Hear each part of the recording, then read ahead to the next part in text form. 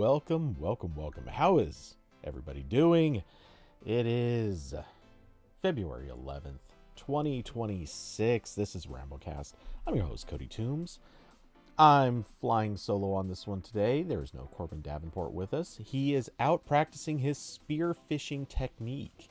Not a hobby I would have predicted he'd be into, but hey, each their own. All right. So I'm just gonna come right out and say it. This is not a topic dense week. I looked through news. I looked through a lot of news. I looked through so much news. I looked through all the news. I didn't look through all the news. I looked through a lot of news. It's weak. Honestly, the news is so heavily dominated by Epstein. I mean, that nothing new there. Who couldn't have seen that coming? It's dominated by a whole bunch of privacy and sort of scary things relating to tech workers. A whole bunch of AI sort of bubble talk, but not really much in the way of anything that makes sense for this particular show. Honestly, it's just not been a good week for topics. At least not something I'm going to really break into. But there were two things that happened this week. Hey, Austin, how's it going, sir? There were two things that happened this week, and I'm also going to make a really quick comment about one other thing. And yeah, that's pretty much what we're going to go with. So I'll just break into first that other thing just to kind of knock it out of, or get it out of the way. As I was going through the news, I did stumble across a couple things that I'm personally a little bit interested in. And one of them was really an interest to me up until a very specific moment. So we'll just hop right over to that one. The Verge posted about a weird little Mac app called Moody. Now, I don't know why it has this name. I haven't looked into details, but it just doesn't really make any sense as a name. But what it does is it takes the notch on your MacBook Pro and gives it the not dynamic island, but the what was that called? Now I can't remember. Anyway, it takes the notch and gives it the iPhone treatment, where basically a big animated, or not so animated, true depth camera system. Nice. It gives it basically a teleprompter. You can put your own text into the teleprompter, and basically it works as a teleprompter. Apparently it uses some voice recognition to figure out where in the script you are, so as you speak it will move the teleprompter. True depth camera system was the Apple branding for the notch. No, I'm sorry, I'm not talking about the notch itself. I'm talking about the thing that shows up.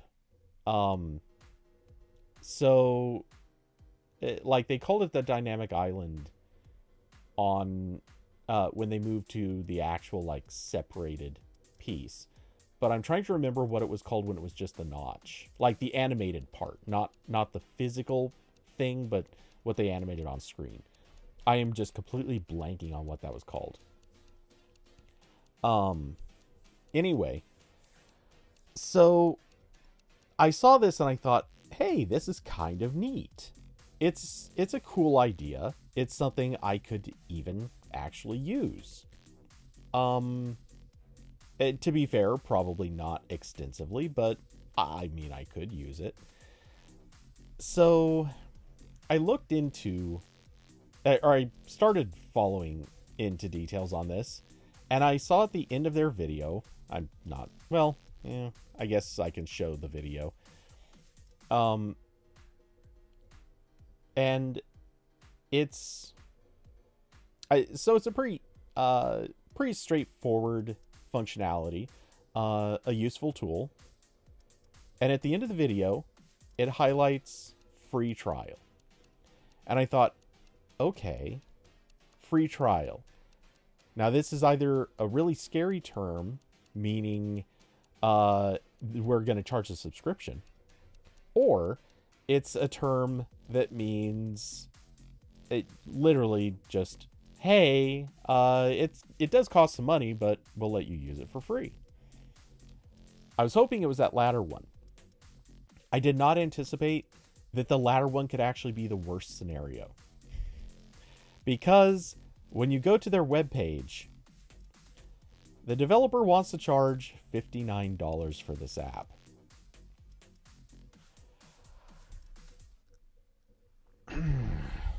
Honestly, I want to know how many people end up getting this. Because if it's enough people, yo dog, I'm gonna go back into Mac app development.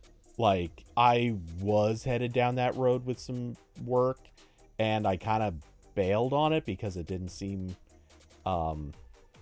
it didn't feel like it was gonna be that super profitable. But if this guy's getting anywhere near enough sales of this where that number is viable, holy crap, there are people with enough money to blow on pretty much anything. I'm just saying, this should have been look, normally for what it does, I'd say a $5 app. Given that it's going to be a small customer base, I could see going to 10, maybe 15.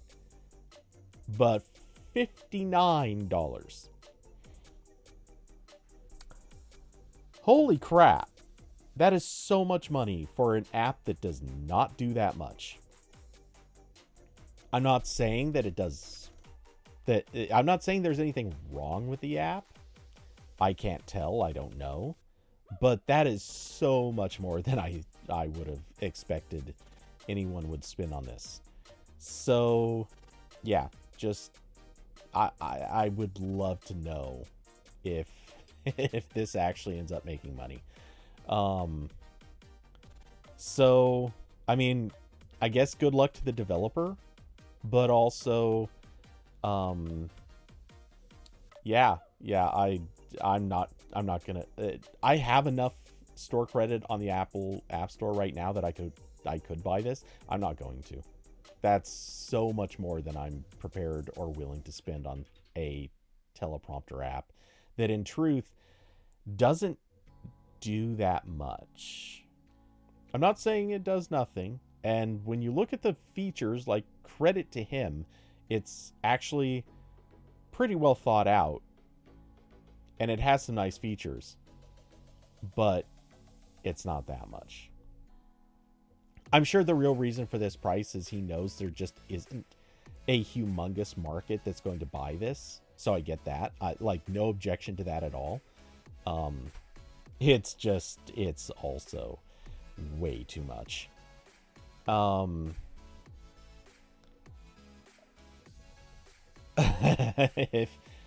If you would have told me 10 years ago virtual notches are all the rage, I would report you.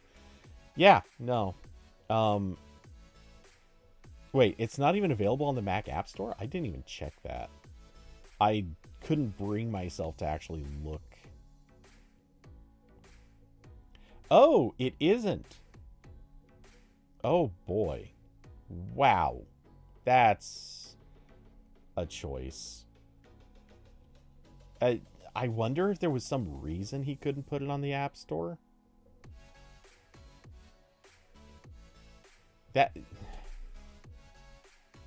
Now I'm so much more curious.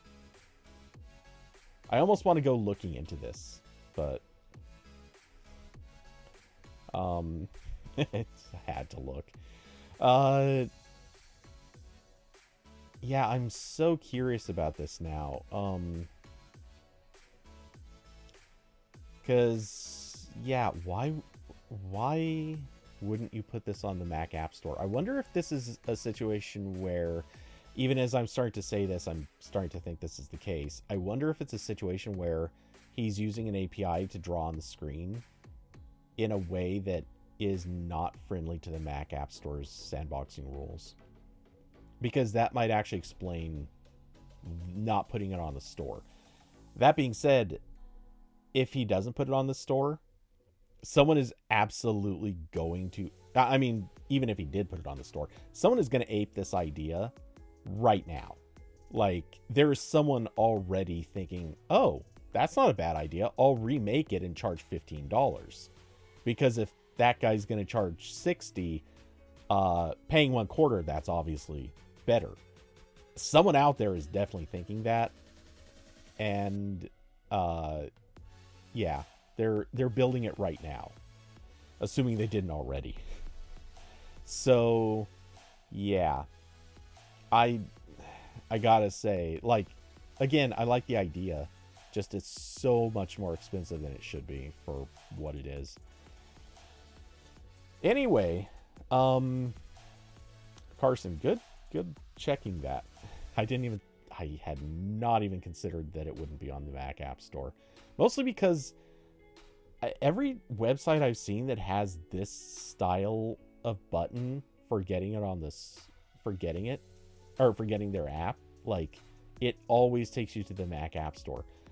And it's really driving me crazy that as I mouse over this, there is a blurry movement effect that looks terrible. I mean, this looks so bad on my screen. I don't know if it looks as bad for the video, but this drives me crazy how ugly that looks. Doesn't look half as bad with the free trial. I mean, there's a tiny bit of ghosting, but not bad. For some reason, though, it's just horrific on this. Oh, well, whatever. So, yeah, that, just a weird little observation I made while I was going through this. But, speaking of weird little things that happened, Android 17 Beta 1 did not. It was supposed to happen today. There was an announcement planned and everything. Websites were given advanced information. And the moment came and the moment went. And all were confused until Google reached out to let everyone know, oh, our bad. We're not actually launching it today. So Android 17 Beta 1 is coming, we promise. It's coming soon, we promise. Don't ask us the date. Just, don't ask. It's not worth it. So, yeah, if you were looking forward to installing the Android 17 Beta 1 today, don't. And I think anyone who is following closely enough already knows about that. But, yeah, so Android 17 will not be testable in the present day. But when will it? Who knows? My guess is we're probably going to hear a little bit more about it on Pixel 10a launch day. Maybe I'm wrong, but part of me kind of thinks that it might just be delayed like 1 week. Or rather, if they don't delay it to Pixel 10a launch day, I'd be kind of surprised. A little bit of me even kind of wonders, just a little hypothetical here, is there a possibility that they originally intended these two things to happen on the same day, but someone got their wires crossed and they ended up being a week apart? Because that would make a lot of sense. And if the 10A is, let's just say, as underwhelming as I think a lot of us expect it to be, then it would actually make a lot of sense for them to launch them on the same day, because then you kind of get enough news to cover an actual day of attention. The other version is maybe they intentionally split them apart because they want to hit the news cycle multiple days in a month. Whatever the case, who knows? That being said, what is Android 17 Beta 1 going to be? And the truth of the matter is, it's not that exciting. At least based on what we know so far. Which is, first, adaptive apps, which has, that's not a new concept, but adaptive apps will now be required.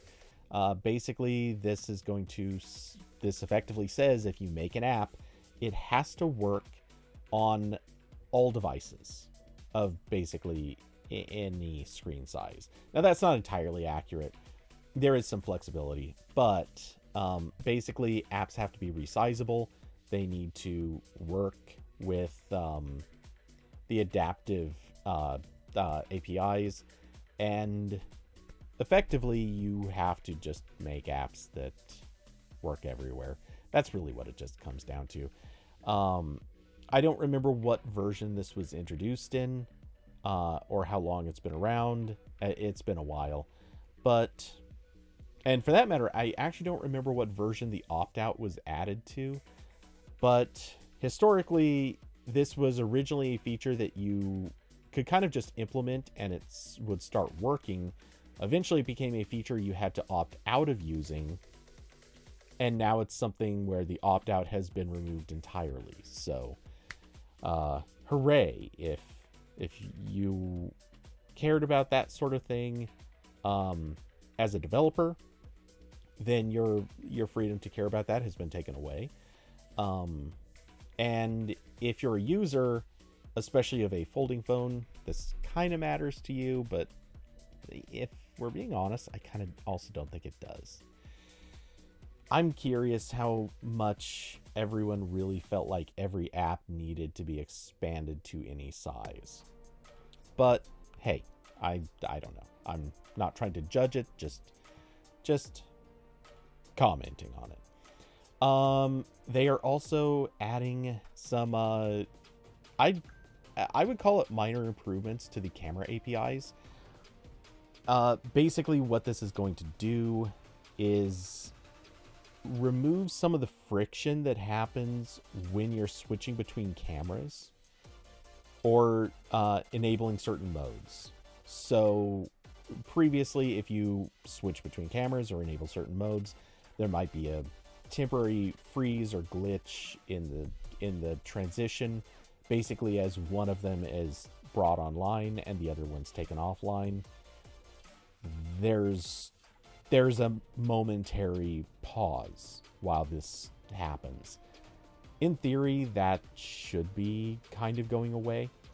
Whether it does or not, and whether or not that works across all phones, I guess we'll see. But that is another thing that's set to happen. Let's see. Okay. They're also introducing support for VVC, which is H.266. It's, in other words, just better video compression. I'm not really going to belabor that point. It's better video compression, and it relies on the device to actually have hardware support. Nothing too unique there. Also, I think that it's going to be a while before we really see H.266 showing up in regular use, because obviously there's not a lot of hardware out there that does support it across various other devices. So, not something to be excited for today, but it's good that it's happening. Let's see. Other than that, I mean, if you want, you can read over their other little things here. The rest of it is mostly like tiny fixes, performance improvements, not a whole lot of great, nothing bad. Like, I don't want to diminish some of these things, because stuff like Wi-Fi ranging, getting they call it proximity detection features. That's certainly cool. It's just unclear how much we're really going to see that used. So, I think most of the rest of this is a let's wait and see kind of deal. Otherwise, yeah, not a whole lot going on with this. So kind of as usual, I guess we'll wait and see if there's more news to come when they finally do launch it. In the meantime, kind of just have to wait and see. And that leads us to, it's weird to say, but the final topic of the day, unless anybody else has something they want to bring up. But Discord. We know it, we love it, we use it all the stinking time. Or at least I do. Discord has joined the rat race when it comes to basically verification that its users are the age that they need to be in order to engage and be active with certain types of content. This is something governments have been laying on the pressure.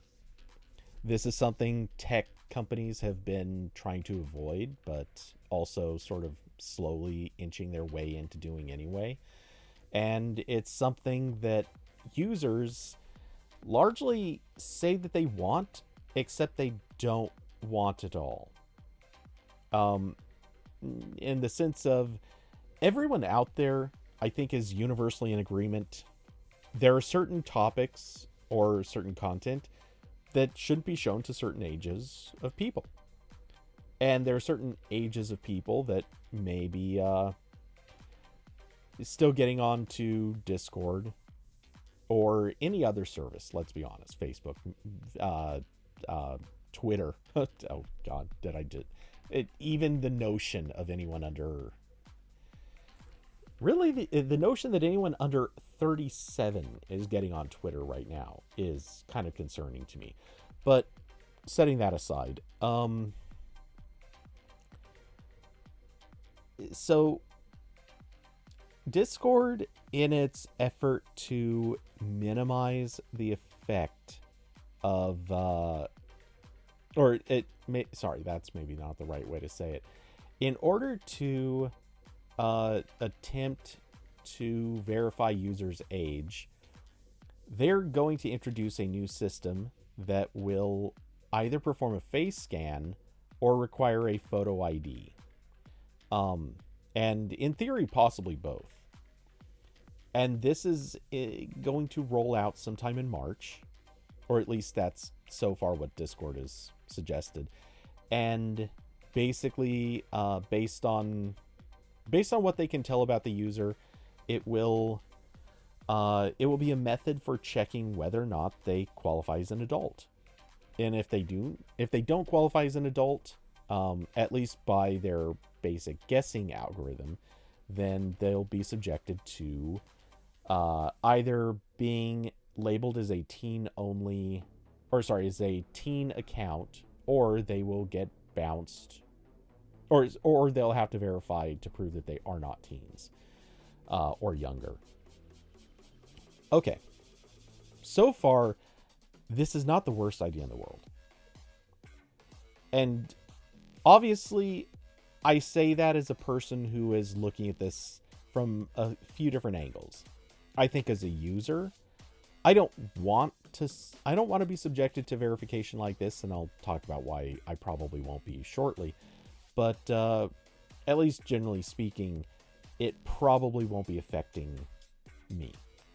And it's not a major concern for me that this would be a thing, though we'll also mention in a second why that's not entirely accurate either.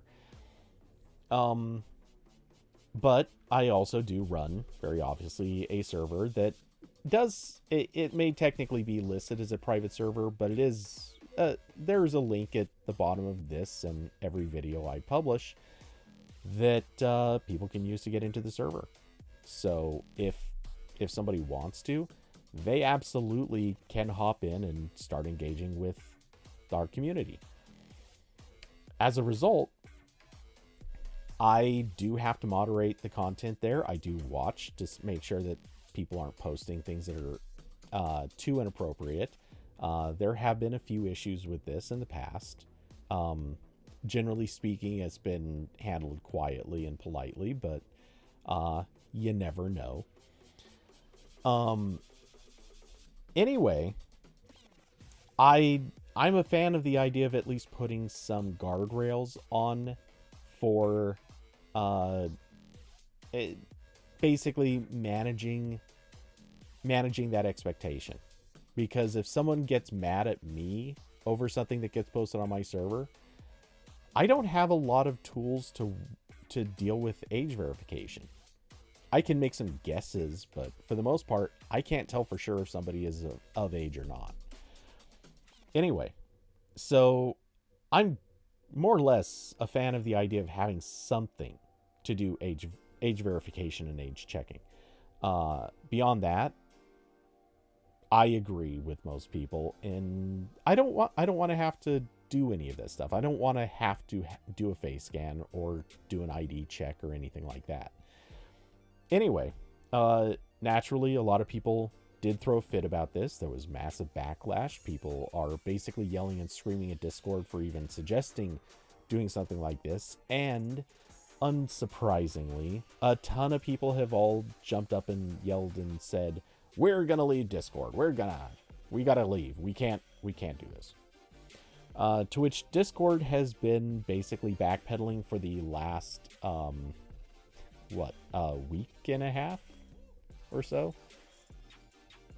Wait. Okay, this has been updated. It has to have been.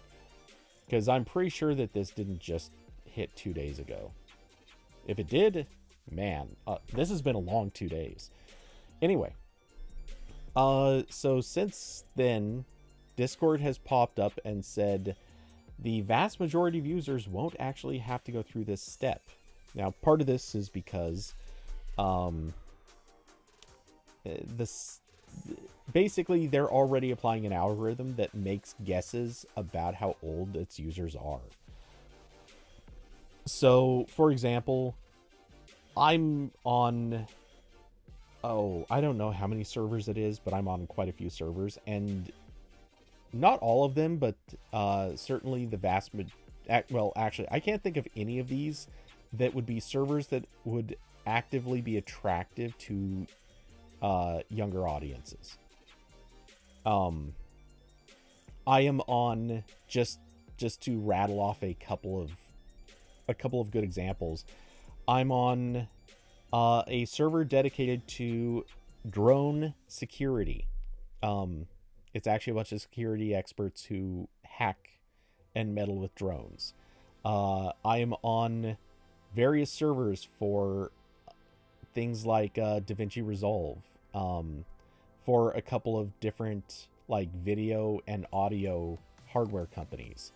I'm on servers for Amazon Vine, Google Pixel. It basically, I realize I do have to take it back. I do have one group of servers I never look at, but they are servers relating to gaming.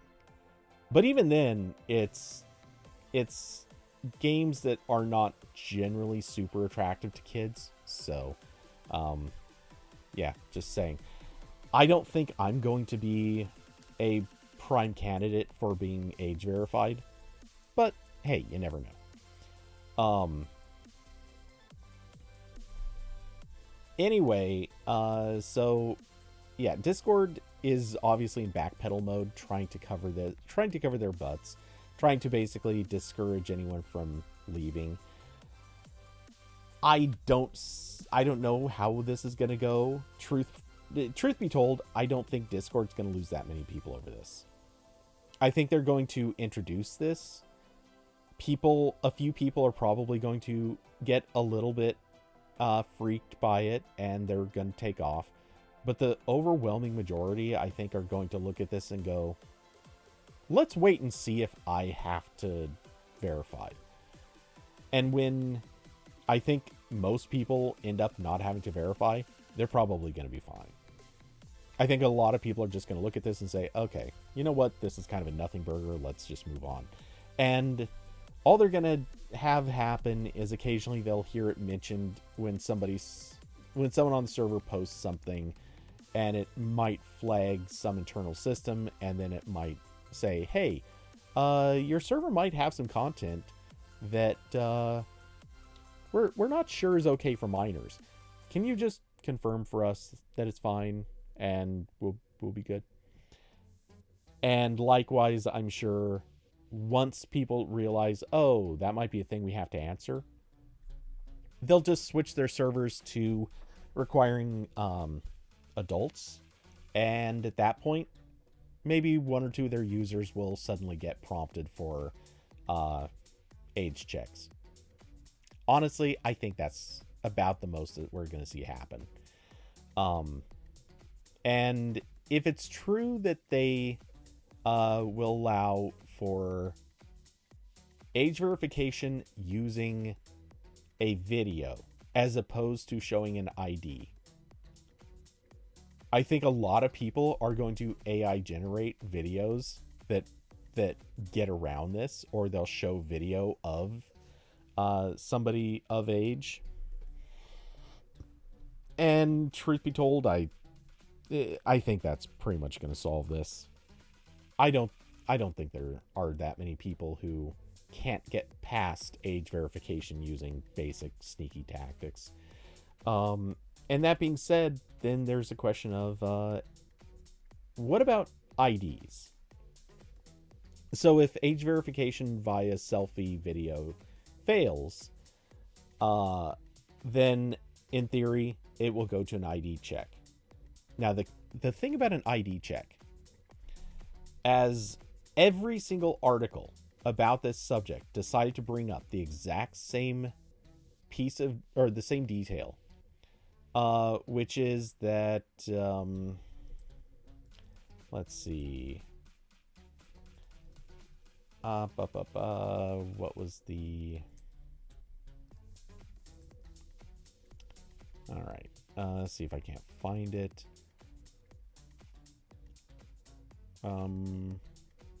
Yeah, okay. Every single, like I said, every article brought up this exact same piece of news, or same detail, saying, and to quote The Verge, last year, a third-party vendor used by Discord experienced a data breach, exposing user information and a small number of ID cards uploaded to the platform for age verification. Discord says it has since stopped using this vendor. Okay, that's bad, but it's also something that happens. You know, let's be honest, none of that data was that private in the first place. There will be people who are breaking into pretty much any service. If you're doing any sort of age verification, this is a thing that could happen. It's not likely to be that big of a deal, though, especially if Discord manages to keep any sort of reasonable system in place where they're deleting data that no longer needs to be held on to. And once they've completed an age verification, they can dump that data, just delete it and be safe. Or if they feel like they need to keep it for any reason, like if anyone ever comes after them on the basis that maybe they shouldn't have verified somebody's age, then, you know, they could always dump that data on a one-way path to some backup server. And as long as that backup server is inaccessible to outside attack, it's probably fine. But hey, we'll see. Maybe it will turn out to be something, but at the moment, truthfully, I think Discord is fine. I don't think they're going to lose many people. And even if they do, how many of those people are going to end up coming back? Like, that's possibly the biggest issue here. This isn't going to be like a Twitter exodus where millions of people abandoned Twitter and basically said they're never returning. This is going to be the type of exodus where, I don't know, I'm trying to think of a good example of this happening in tech, and maybe one of the Twitter exodus moments from like 10 years ago would be a better comparison point. Back when people were like, "Oh no, Twitter's ruining the API for apps." And so some portion of people were like, "Hey, let's go try app.net." Okay, yeah, sure, guys. You left and then you came back to Twitter like 2 months later. Nothing happened. I think that's very likely the worst that's going to happen to Discord here is people are going to go try other stuff. They'll tinker with it for a few weeks, maybe even a few months, and then they'll be right back. At least assuming Discord doesn't completely butcher this whole thing and anger countless people, which is always a possibility. Oh, but with that, I actually have no more topics. It's, like I said, been kind of a dead week. So, yeah, that pretty much covers what I had prepared to talk about. Gotta admit, I made it longer than I thought I would. Did I hit what? The time on the clock says 44 minutes, but it's, I guess with intro card, works out to still 35-ish, 38-ish. Anyway, yeah, so I think that about covers it. To Carson and Austin, thank you for coming by. Since no topics were brought into chat anywhere, I'm going to assume you guys didn't really have anything else to suggest. Let's see. So this weekend I will be doing some gaming again as usual. Probably going to be hitting very likely Overwatch, because all new content, new heroes, lots of new stuff, new maps. They went kind of crazy with the whole update this time around. I am going to fit in a playthrough Halo sometime very soon. That might start this weekend. I haven't quite decided yet. But yeah, so this weekend, more gaming. Corbin will be back with us next week, where he will very surely have some comments about Android XR. He wrote a, let's see, he wrote a guide about setting up the Galaxy XR for basically VR chat. So if you're inclined to do exactly that, there is a guide. There's a link to it. I've seen him discussing some of this in chat, so I haven't actually read the article, but he does obviously have a lot of details in here, which get fairly extensive, so that's pretty cool. Anyway, yeah, I'm sure he'll be back next week so we can chat on some of this stuff. With some luck and time provided, I will be hopefully talking about this bad boy, the DJI Ronin RS5. And yeah, I don't know. We'll see what else. So with that, thanks everyone for and gotta say it, of course. Oh wait, no, sorry, that comes after. Man, my brain's scrambled. Thanks everyone for coming by, hanging out, and being part of the conversation. If you were entertained, informed, or enlightened by this, hey, you never know. There's there are links down below to Cash App, Streamlabs, and Patreon where you can help support the channel. Of course, thanks to Carson and Austin, who are both here in chat, for being supporters of the channel, and David as well, who probably still busy. But yeah, thanks to everyone for that. Believe me, it is deeply appreciated. And with that, I hope everyone has an excellent rest of their day, a rest of their week, and I will catch you all in the next one. Good night, everybody.